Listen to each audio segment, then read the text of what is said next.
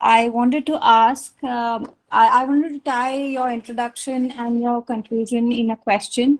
You said there was a shift in the West from polytheism to Christianity, believing in a single God.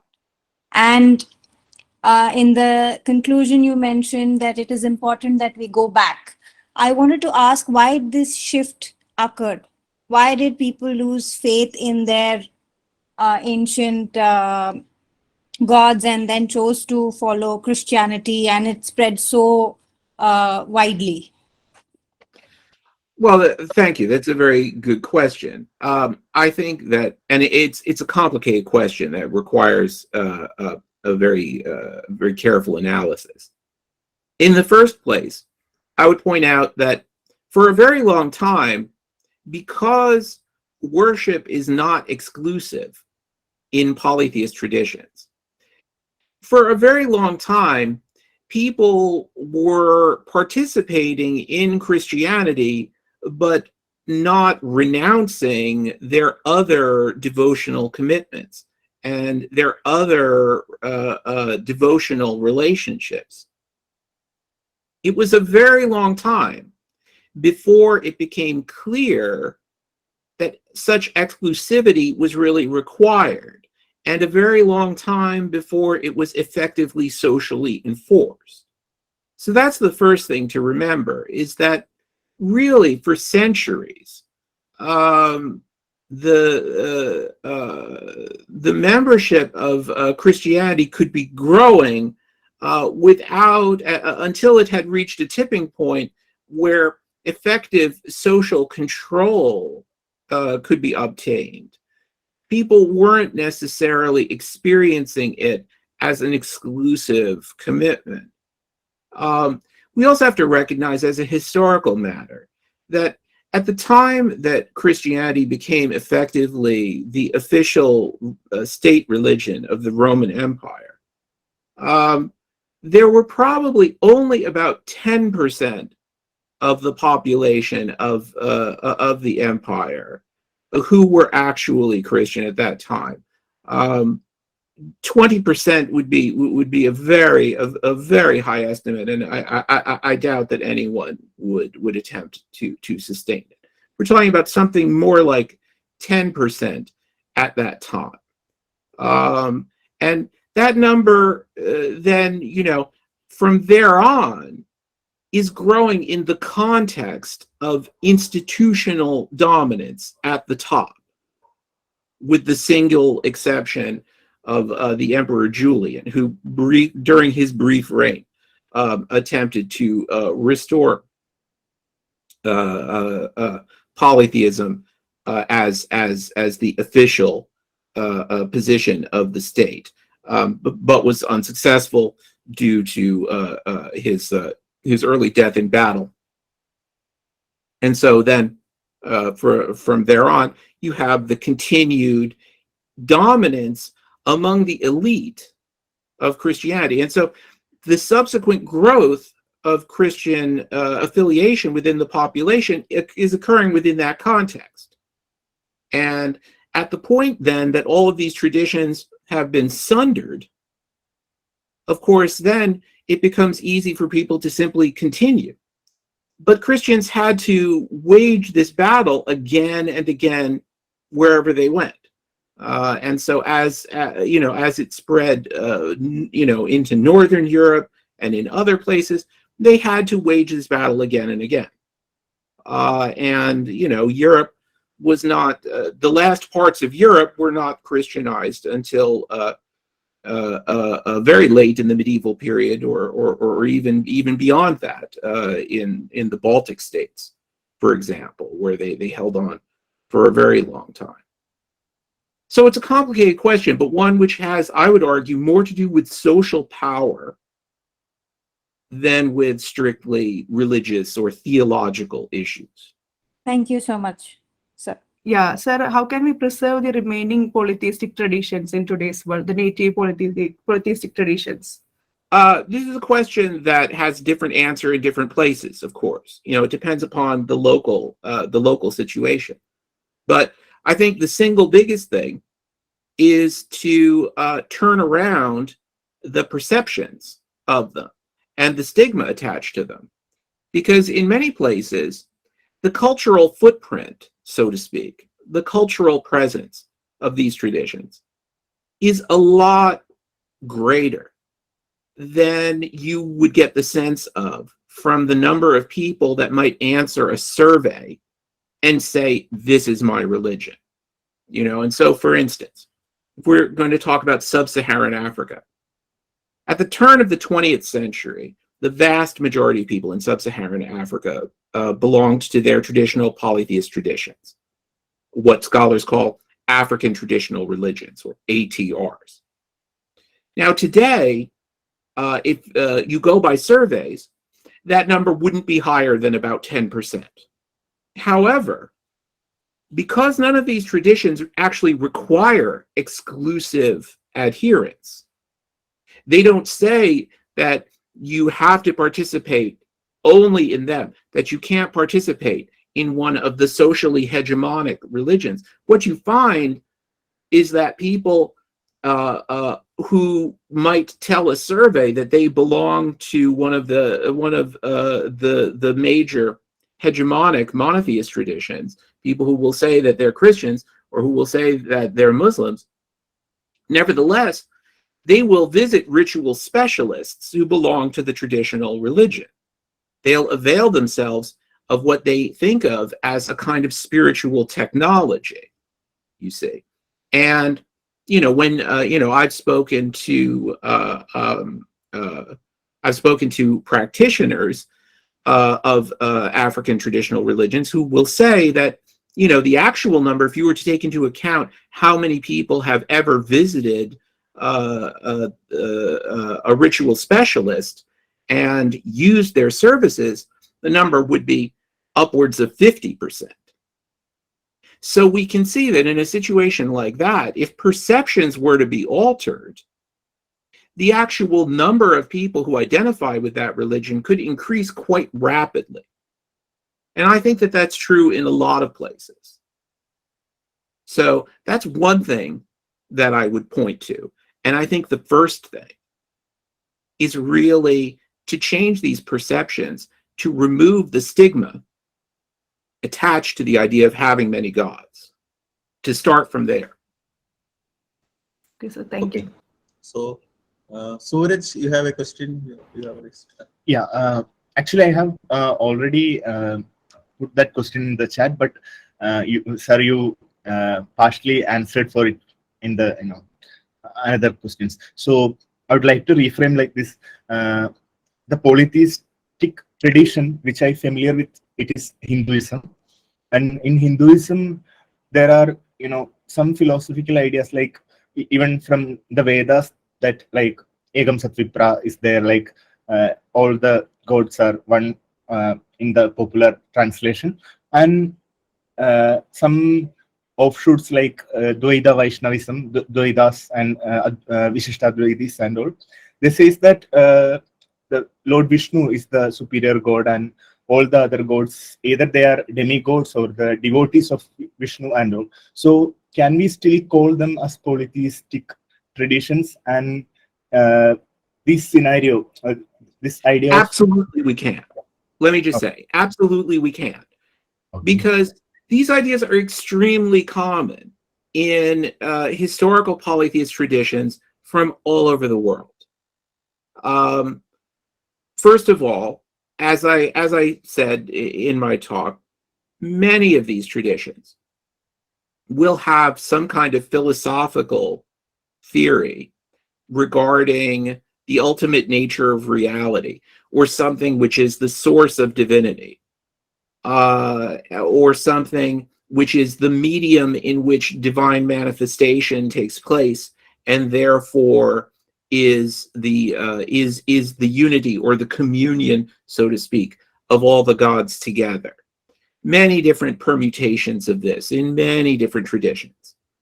The thing to keep our eye on is that in none of these traditions did these philosophical ideas set themselves in opposition to the worship of the existing gods, and in none of these traditions did new gods fail to continue to be incorporated into the tradition over time.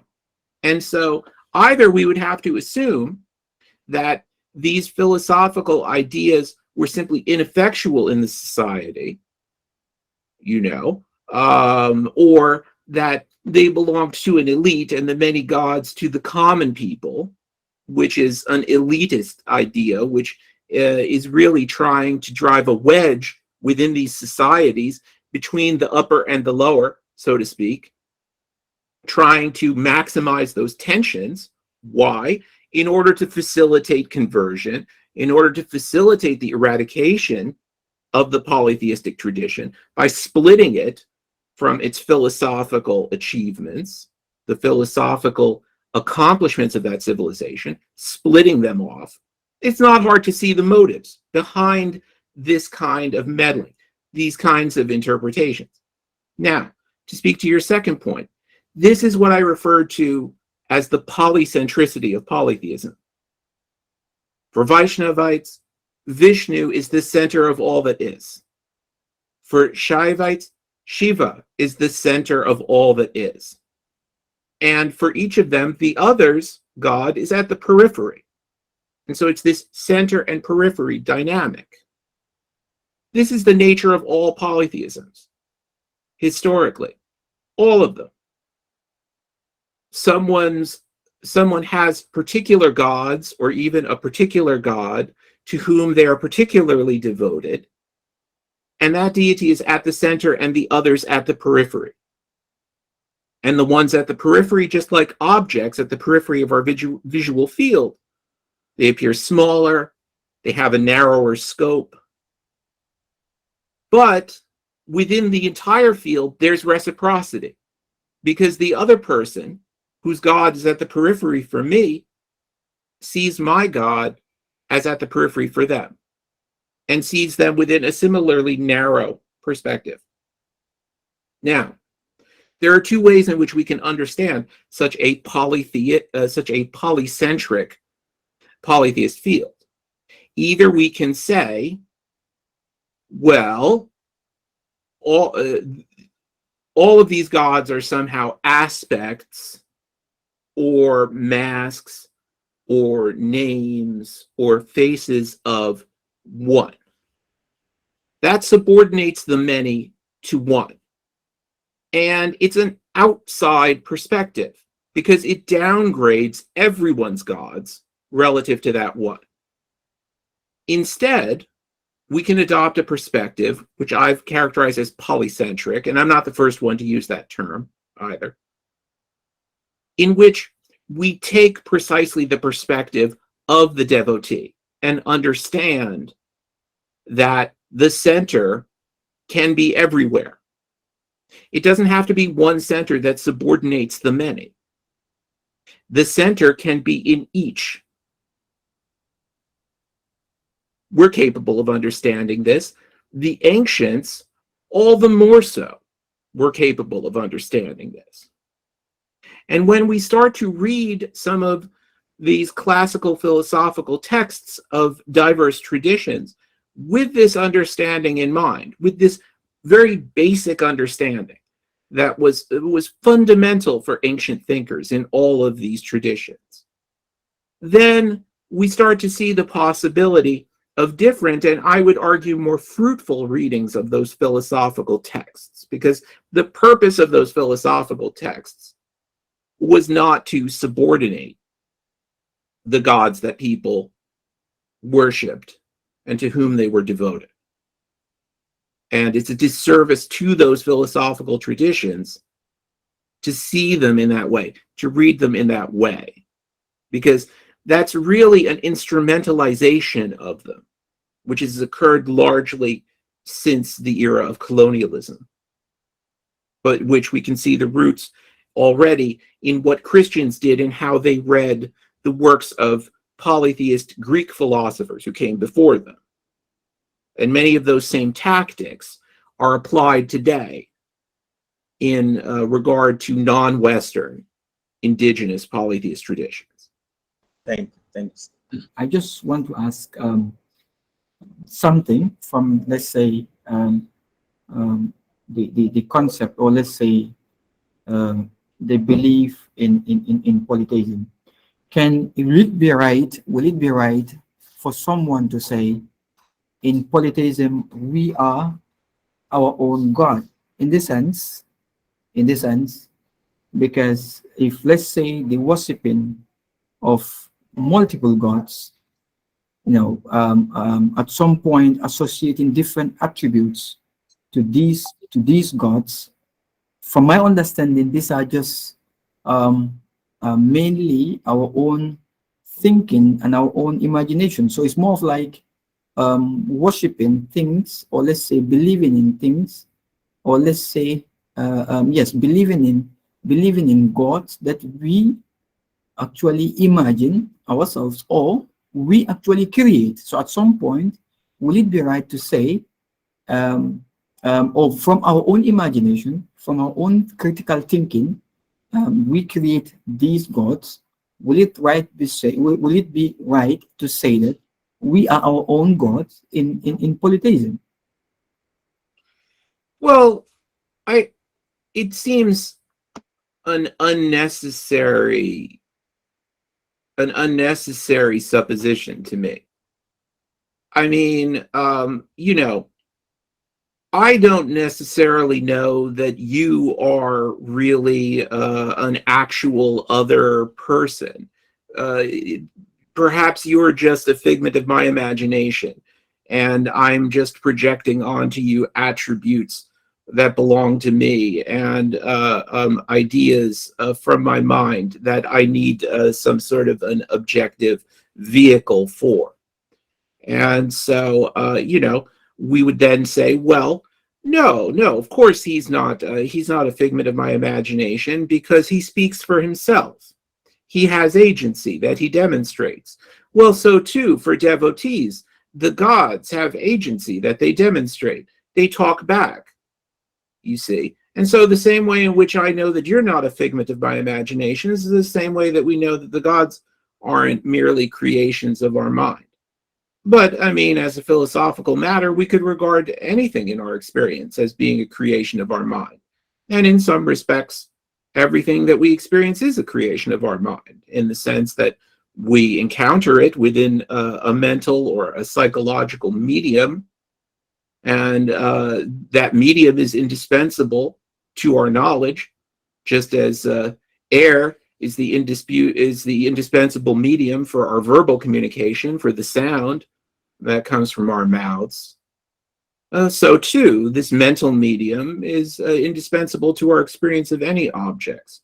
And there's no reason why we should regard gods as being in a different situation simply because they're incorporeal or invisible, you see.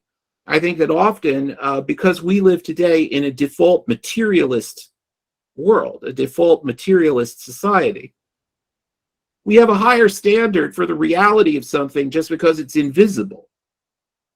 But I mean, lots of things that we depend on every day are invisible. Mathematics,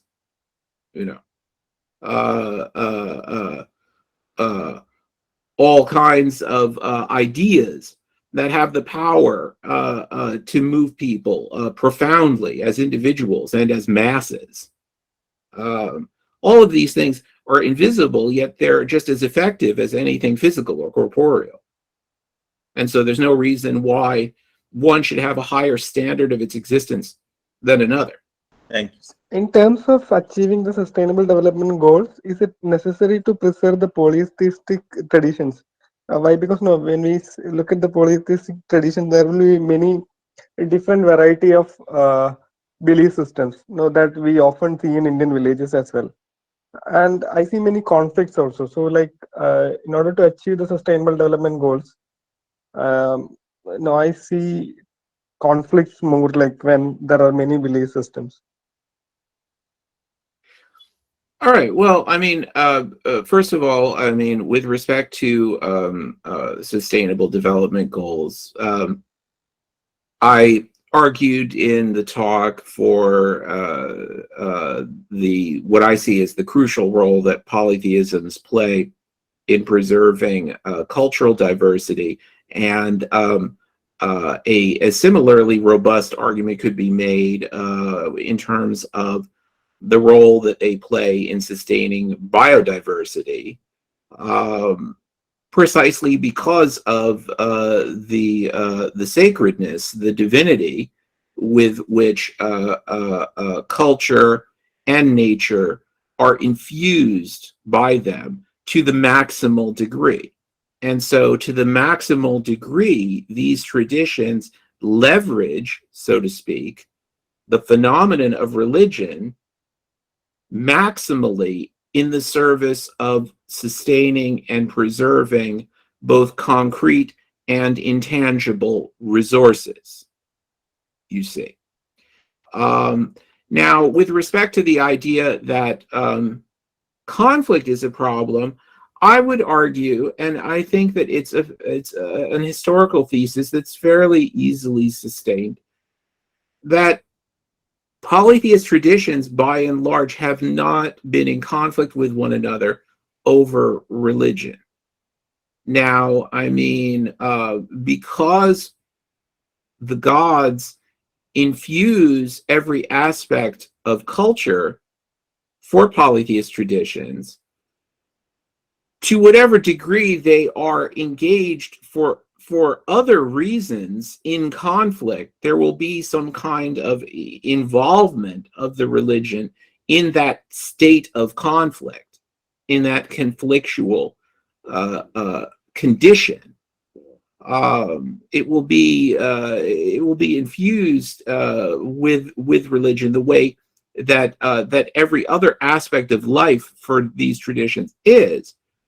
But the fundamental conflict is not generally, and I think, as I say, I think that this is a historical thesis that can be demonstrated, that the fundamental conflict between these societies, between these cultures, is not, in the case of polytheist traditions, about religion. Because, for one thing, they are not seeking to convert one another. And the major cause of religious strife between communities is the attempt to convert one another. But the entire reason why monotheisms have gained the upper hand in the world is because of their focus on conversion, as opposed to the lack of interest in conversion that we find almost universally in polytheist traditions, with minor exceptions, obviously, but by and large, people in these traditions are simply not interested in converting other people to these traditions, and in fact, converting into them, joining them, is often rather difficult, especially for people who are somehow culturally or socially outside the group. And so it's not even, conversion isn't even easy or encouraged, much less sought as a goal, the way in which it is in a powerful sense for the monotheist traditions. Okay, thank you. Thank you, sir. I feel like secularism will bid for guardian or facilitator of diversity. I wonder how to contrast polytheism with secularism in this role. Perhaps it is a difference between equality and respect versus suppression of smaller scale hegemony by smuggling into the background of hegemony of indifference. The idea of a hegemony of indifference is an interesting one. I think that it's not a new observation that behind much secularism, behind much secular thought, there is the kind of structural shadow, so to speak, of monotheism. And the idea that modern atheism is often simply a kind of monotheism, and that it inherits many of the ideas that monotheists had about polytheists, and simply enforces them in a more universal way, which of course was always the goal of monotheisms to begin with, to reach universality.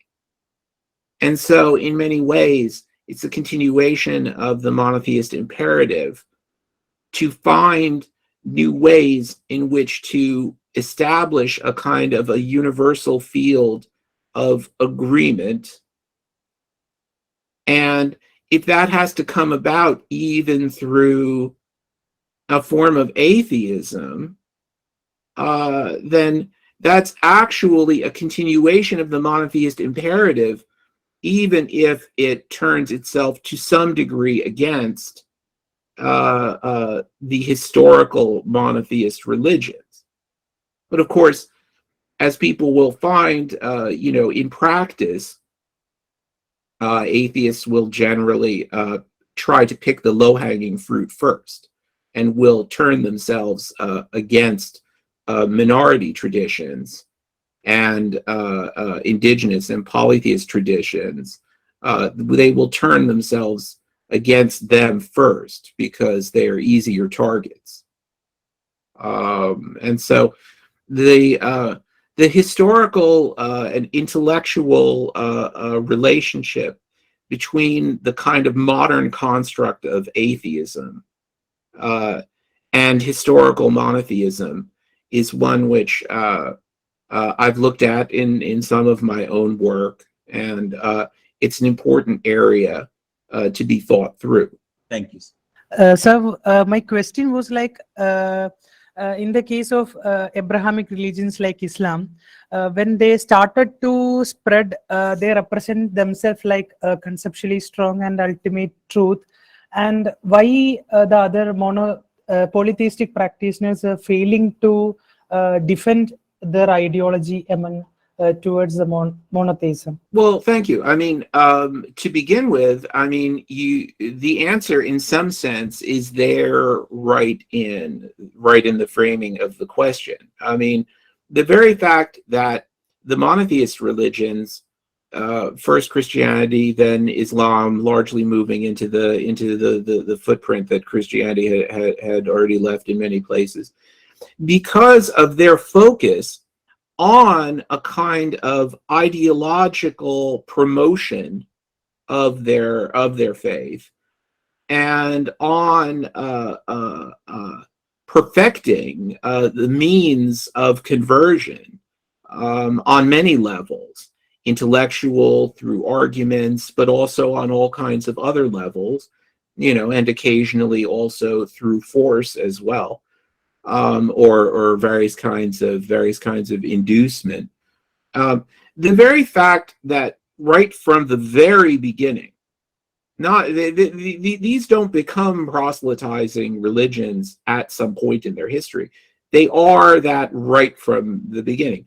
The fact that this is their goal right from the start means that they come into these situations in addition to whatever kinds of social power they may already be exercising. Like in the case of Christianity, the way in which the institutional power of the Roman Empire was taken over and turned to this goal. And in modern colonialisms, obviously, all of the kinds of social power that are involved. In addition to that, they also come in with these highly perfected and refined for centuries techniques for conversion into a society which is unprepared for this sort of interaction. It's nothing in their experience, and so at first, there's, I think, frequently, for a long time, there's a failure to even understand the kinds of implications of the discourse or what the kind of ultimate goal is. Because if people aren't aware of what has happened historically in other places, then they don't necessarily understand the end game. They don't necessarily understand what the ultimate implications of this are. That being said, we find that often there is very stout resistance in many of these places. It's only worn down over a very long period of time. I mean, in Europe, there was very vigorous philosophical resistance to Christianity. Philosophers were to be a philosopher was virtually synonymous in late antiquity with being a polytheist, being a pagan, someone who refused the new hegemonic religion. And it was only by passing laws that made it illegal for anyone not baptized to teach in public that they were able to actually silence these philosophical critics, because in fact they were getting the better of the argument where the argument could simply take place. And so one had to shut down the argument. So, it's not necessarily the case, or, I mean, if you look at the case of the suppression of Native American religions in the United States, where, it was illegal to even practice these religions. Within my lifetime, it was still on the books, illegal to practice Native American religions by Native Americans, that is to say. White Americans, of course, could practice anything that they wanted, but within my lifetime, that was still legally prescribed. And so, social power, in many cases, is determining the outcome of these religious conversations, so to speak. All right, and finally, I see in the chat, Prashant. One more question is there in the chat. You can. Yes. According to some gurus in Hinduism, God is one, but it has many forms. So should we call it polytheistic or monotheistic religion? We should call it polytheistic.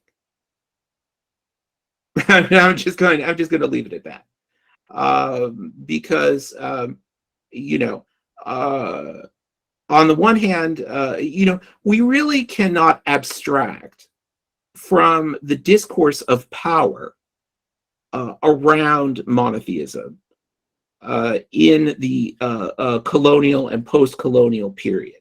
And so I would submit that we need to understand whatever a sage said prior to that period in a completely different way than we would understand it today in the context of all of this massive historical mobilization of power toward the subordination, subjection, eventual eradication of polytheist traditions. As I said, polytheism does not have anything particularly to say about the discourses within any of these traditions, any of them. It's not just something in Hinduism. In any of these traditions, you could have things that could be interpreted this way. But the question is, as they say, cui bono? Who benefits from such a reading? And why? In none of these traditions did such sentiments have the effect of turning themselves against the worship of many gods or the accumulation of more gods within the tradition. And so why should we necessarily think that they would be more, that the ideas of these thinkers would be somehow more accurately expressed by the idea of monotheism than by the idea of polytheism? I don't see any reason why they would be. Thank you. Thank you, sir.